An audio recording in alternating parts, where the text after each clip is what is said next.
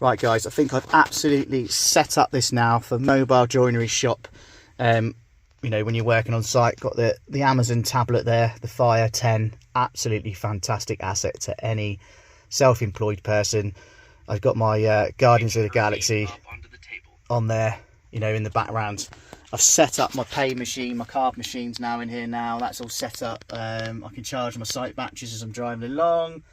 Got the sat nav and all that. Unfortunately, I don't want to screw any of that to this, so I stick it on the window, but I know as soon as it's MOT they pop them off. But if anyone can suggest any cool mobile phone holders and sat nav holders to go on a Mercedes Sprinter, that'd be great.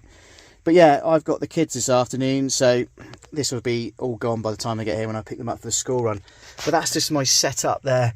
It's really good to have the payment card machine reader. That's really improved my business's money cash flow, because people can pay me when I finish the job, rather than saying I'll back you or I'll give you cash and then you got to wait 5 days.